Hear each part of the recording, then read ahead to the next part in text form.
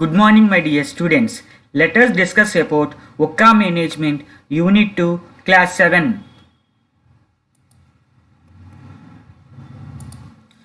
Today's our concept is risk and uncertainty in capital budgeting. Coming to risk and uncertainty in capital budgeting is here risk denotes variability of a possible outcome from what was expected. Here risk denotes the variability of a possible outcomes from what was expected, and standard deviation is perhaps the most commonly used tool here measure the risk. Here we are having the standard deviation. It is a helpful for most commonly used to measure the risk, and we are having the dispersion around the mean of some possible outcome also. If investors are risk averse, then the management shall be duty bound to select the investment proposals after doing a careful analysis of risk associated, because investment proposals contain different degrees of business risk, and it is necessary to analyze not only their expected profitability but also the possible deviations from those expectations. When this is done, risk is expressed in terms of dispersion of profitability, distribution of possible. Here, net present values are possible internal rates of return and is measured by the standard deviation. We want to consider an example of single project in which the cash flows are independent from period to period. Following details are provided.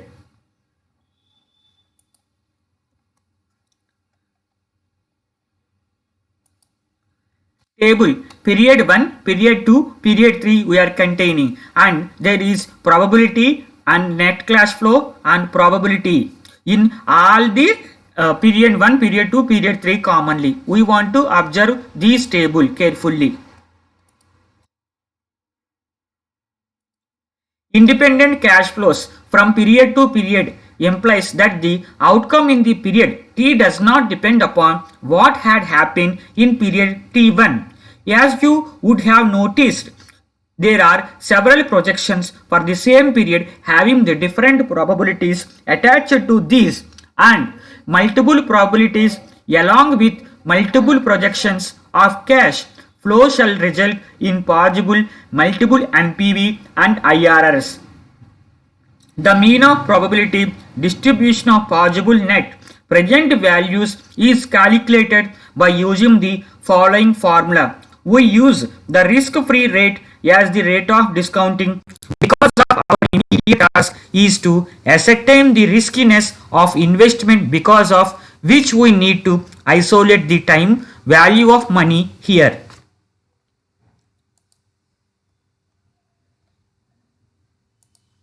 In case we include a premium for risk in the discount rate, coming to the example, in cases where cost of capital is used as discounting factor, we resort to imbibed double counting with respect to our analysis.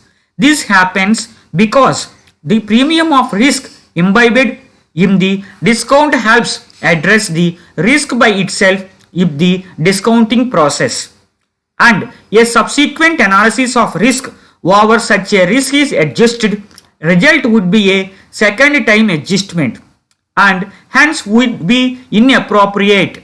And coming to the standard deviation, the following formula may be used to compute this important measure of dispersion.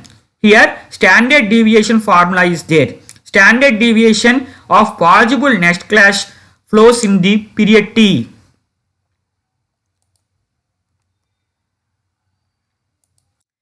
In the examples above, the standard deviation of possible net cash flows in periods 1 and 2 and 3 is 1140 using a risk-free rate of 6%. The standard deviation shall work out to be 1761.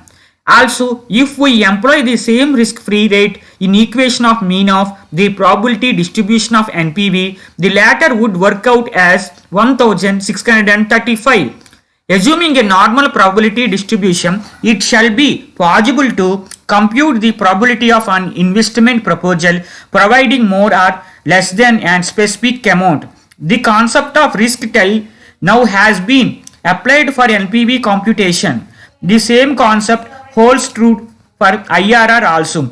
We have examined the case of serially independent cash flows over time. However, frequently we come across situations where the cash flow of time period t plus 1 is dependent of cash flows of time period equal to t.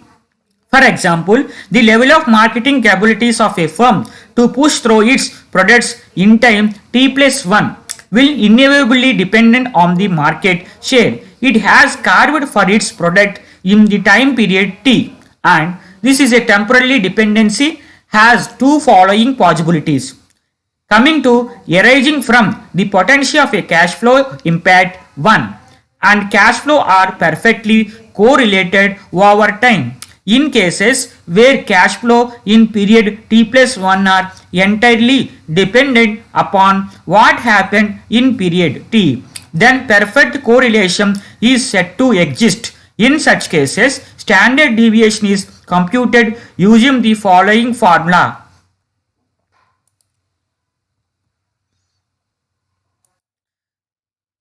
This is the standard deviation formula. In case we compute the standard deviation from the data given in the table, one assuming perfect correlation, we shall arrive at 3047, which is significantly higher than 1761. Computed with assumptions of serial independence, cash flow are moderately correlated over time. In cases where cash flow are moderately correlated over time, the standard deviation is computed as follows.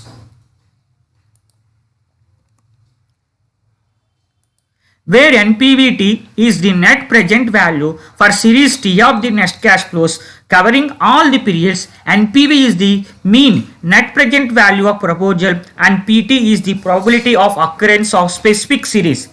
Methods of incorporating risk. The methods of incorporating risk into capital budgeting analysis can be broadly categorized as follows. Here, risk in capital budgeting is classified into three major types: risk-adjusted discount rate and certainty equivalent approach and other methods. Coming to the other methods, scenario analysis, sensitivity analysis, simultaneous analysis, simulation analysis. Other methods are scenario analysis, sensitivity analysis, simulation analysis, and decision tree analysis.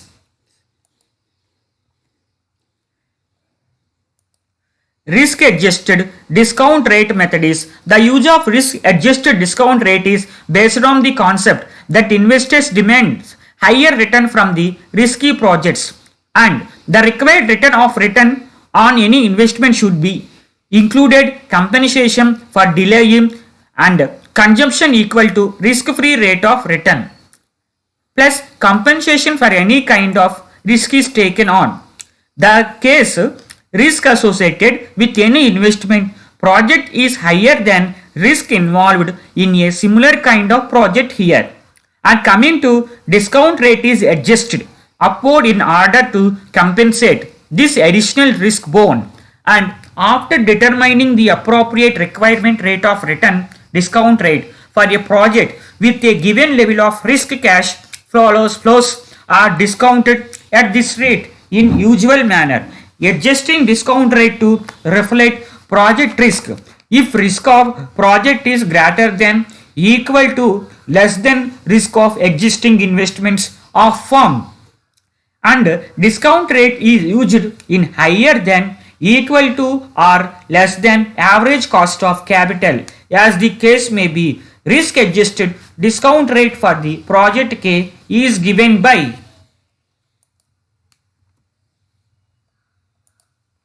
where I is risk-free rate of interest and N is adjustment for firm's normal risk, DK adjustment for different risk of project K, and RK means firm's cost of capital. Decay is positive or negative depending on how the risk of project under consideration compares with existing risk of firms, and adjustments for different risk of project K depends on management perception of project risk and management attitude towards risk return preference.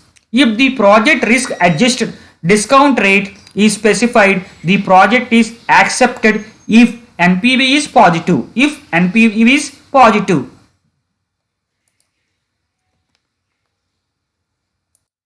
Second equivalency approach, that is CE approach. This approach allows the decision maker to incorporate his or her utility function into analysis.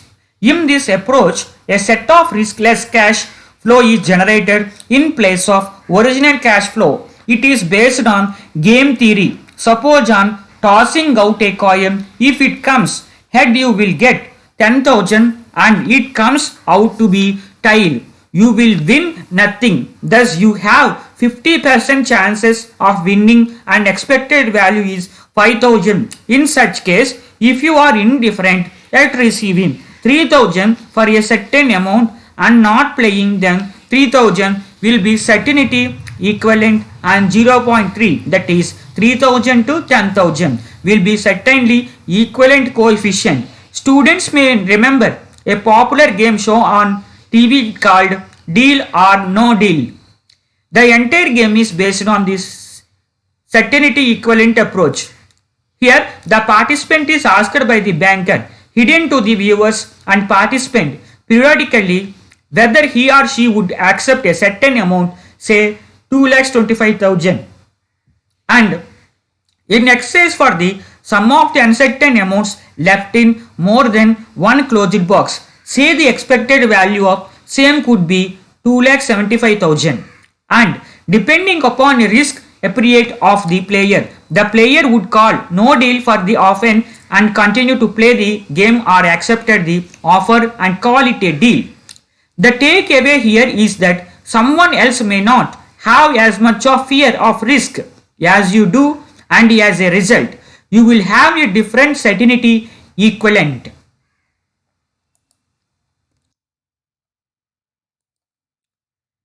There are some steps in certainty equivalent CE approach. Step 1. Remove risky by substituting equivalent certain cash flow from risky cash flows. This can be done by multiplying each risky cash flow by appropriating T value, CE coefficient. Step 2. Discounted value of cash flow is obtained by applying riskless rate of interest. Since you have already accounted for risk in numerator using CE coefficient, using the cost of capital to discount cash flow will tantamount to double counting of risk. Step 3. After that, normal capital budgeting method is applied, except in case of IRR method, where IRR is compared with risk-free rate of interest rather than firm's required rate of return.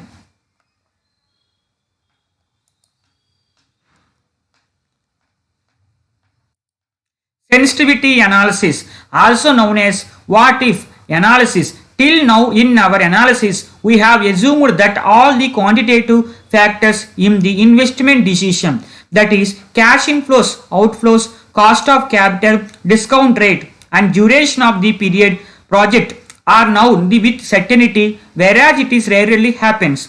Coming to sensitive analysis is helps to overcome this problem. It should be noticed, sensitivity always can be applied to a variety of planning activities, not just to capital budgeting decisions. This analysis determines how the distribution of possible NPV or internal rate of return for a project under consideration, if affected consequent to change in one particular input variable. This is done by changing one variable at one time while keeping other variables factors unchanged. Sensitivity analysis begins with the base and case situation, which is developed using the expected values for each input, and if provides the decision maker with the answer to whole range of what if questions.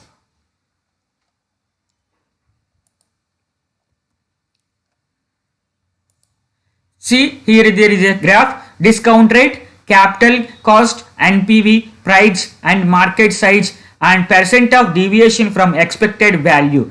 Here there is 1000, 2000, 3000, 4000 figures. So in this way, sensitive analysis happening here. Sensitivity analysis is widely used because of its simplicity and ability to focus on particular estimates. It is widely used by the bankers while evaluation of projects for funding. And advantages of sensitivity analysis following main critical issues. The analysis identifies critical factors that impinge or project success or failure. Simplicity. This analysis is quite simple. Coming to disadvantages of sensitivity analysis are assumptions of independence. This analysis assumes that all variables are independent. They are not related to each other, which is unlikely in a real life. Ignore probability. This analysis does not look to the probability of changes in the variables not so reliable. This analysis provides information on the basis of which decisions can be made but does not point directly to correct decisions.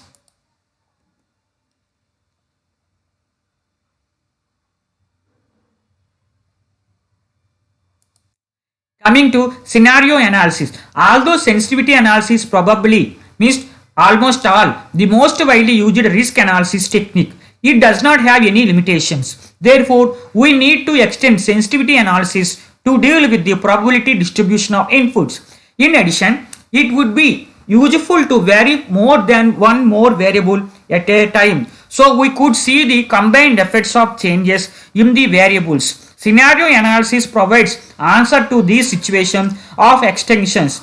This analysis brings in the probabilities of changes in key variables and also us to change more than one variable at a time. This analysis brings in with base case or most likely set of variables for the input variables. Then go for worst case scenario, low unit sales, low sale price, high variable cost and so on, and best case scenario.